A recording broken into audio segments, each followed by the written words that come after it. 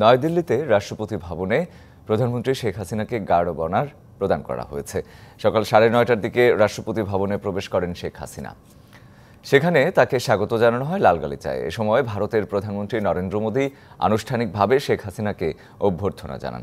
এরপর রাজঘাটে ভারতের জাতির পিতা মহাত্মা গান্ধীর সমাধিতে শ্রদ্ধা জানাবেন শেখ হাসিনা। পরে হায়দ্রাবাদ হাউসে দুই প্রধানমন্ত্রী বসবেন একান্ত বৈঠকে। প্রধানমন্ত্রীর এবারের সফরে 9 থেকে 10টি চুক্তি ও সমঝোতা স্মারক সই হওয়ার কথা। আলোচনা হতে পারে তিস্তার পানি ব্যবস্থাপনা নিয়েও।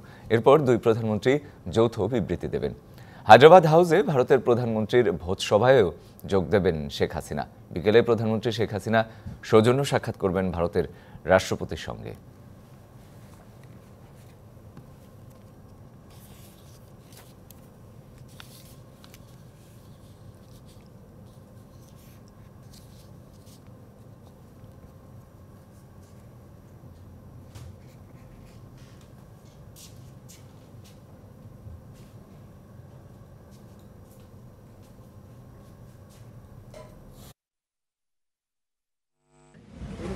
Smartly handled.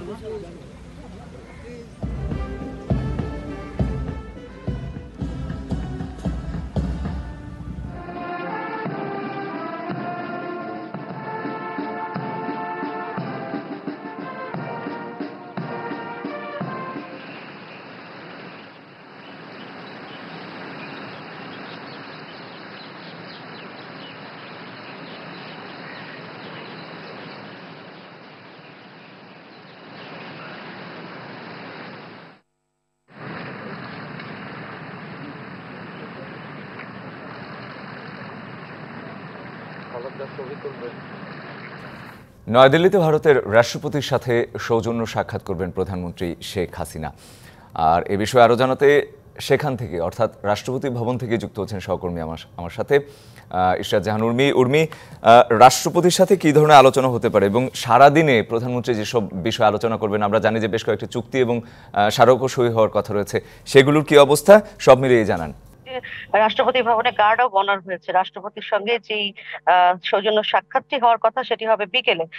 এখানে বোধহয় একটু ধোঁয়াশা রয়েছে, আমি জানাই। আর আমি এই মুহূর্তে রাষ্ট্রপতি ভবনে নেই, আমি আসলে রাষ্ট্রপতি ভবন থেকে ফিরছি প্রধানমন্ত্রী যেখানে থাকছেন সেই হোটেলে। আহ যেই আপনি যে চুক্তিগুলোর কথা বলছেন বা কি আলোচনা হতে পারে আজকে হায়দ্রাবাদ হাউসে, সেগুলো আসলে কালকে সারাদিন ধরেই আমরা জানানোর চেষ্টা করছি। আরো একবার যদি মনে করিয়ে দিই, তার আগে আমি আসলে সূচিটি বলতে চাই। সেটি হচ্ছে, প্রধানমন্ত্রী এই মুহূর্তে রাজঘাট গিয়েছেন মহাত্মা গান্ধীর ভারতের জাতির পিতা মহাত্মা গান্ধীর আহ শ্রদ্ধা নিবেদন করতে তার সমাধিতে। এরপর তিনি হোটেলে আসবেন, কিছুক্ষণ এখানে তার থাকার কথা রয়েছে এবং এখান থেকে তিনি যাবেন আসলে আহ আহ, এখান থেকে তিনি যাবেন হায়দ্রাবাদ হাউসে। তার আগে রাষ্ট্রপতি ভবনে যে আনুষ্ঠানিকতা ছিল সেই আনুষ্ঠানিকতার আপনাদেরকে একটু আমি জানিয়ে রাখতে চাই। আনুষ্ঠানিকতা যেটি ছিল সেটি হচ্ছে, সেখানে তাকে গার্ড অব অনার দেওয়া হয়, দুদেশের জাতীয় সঙ্গীত বাজানো হয়।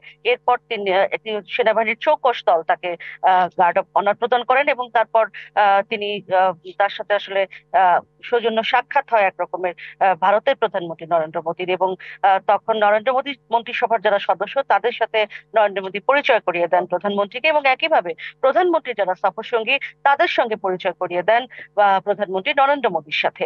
আহ মোটামুটি রাষ্ট্রপতি ভবনে এটুকুই ছিল এখনকার আনুষ্ঠানিকতা। এরপর হায়দ্রাবাদ হাউসে বৈঠক রয়েছে। তারপর বিকেলে তিনি যখন ফিরবেন বাংলাদেশে, ফেরার আগে রাষ্ট্রপতি দ্রৌপদী মুর্মুর সাথে তিনি আসলে সৌজন্য সাক্ষাৎ করবেন। তো আপাতত এটুকুই ছিল আমার কাছে এ পর্যন্ত। উর্মি, আরেকটু যদি জানতে চাই যে দুপুরে বৈঠক হওয়ার কথা নরেন্দ্র মোদীর সাথে, এবং যেটি হচ্ছে খুব বেশি প্রত্যাশা করা হচ্ছিল যে তিস্তার পানি বন্টন বিষয়ে কোনো সিদ্ধান্ত হবে, কোনো ধরনের আলোচনা হবে, সেটি আমরা কালকেই জেনেছি যে হবে না। ব্যবস্থাপনার বিষয়ে যে আলোচনা হওয়ার কথা রয়েছে সেটি কি ধরনের হতে পারে, অর্থাৎ ব্যবস্থাপনাটা হলে আসলে সেটি কতটা ইতিবাচক হবে বাংলাদেশের জন্য, সেই ব্যাপারে কিছু জানতে পেরেছেন কিনা? আসলে কতটুকু ইতিবাচক হবে সেটি আসলে আলোচনা শুরু হলে কিন্তু বলা যাবে।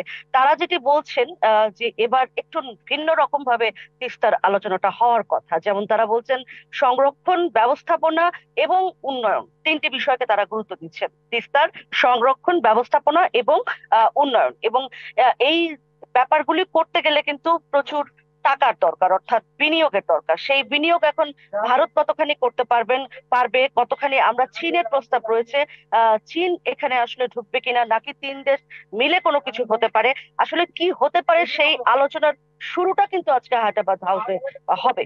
এছাড়া আরো বেশ কিছু অমীমাংসিত ইস্যু তো রয়েছে। যখন দুই দেশের প্রধানমন্ত্রী বসেন তখন আপনি জানেন যে অনেক ইস্যুই আসে যেটা হয়তো ঠিক আগে থেকে সবকিছু হয়তো আগে থেকে বলাও যায় না। আর তাছাড়া পররাষ্ট্র সচিব বলেই দিয়েছেন যে নটি থেকে 10টি সমঝোতা এবং চুক্তি হওয়ার কথা রয়েছে। তো তিস্তা নিয়ে আসার কথা হচ্ছে এটাই যে তিস্তা প্রকল্পের জন্য যেই তারা যে নতুন একটা রূপরেখার কথা বলছেন, সেই রূপরেখাটি কিন্তু আজকের এই হায়দ্রাবাদ হাউসে আলোচনা হবার কথা রয়েছে। আমরা হায়দ্রাবাদ হাউসে বৈঠকের পরে একটি জয়েন্ট স্টেটমেন্ট দেওয়ার কথা দুই দেশের প্রধানমন্ত্রীর, তখন হয়তো আরো বিস্তারিত জানাতে পারবো। রঞ্জন। নিশ্চয়ই। উর্মি, আপনাকে ধন্যবাদ আমাদের সাথে যুক্ত হওয়ার জন্য।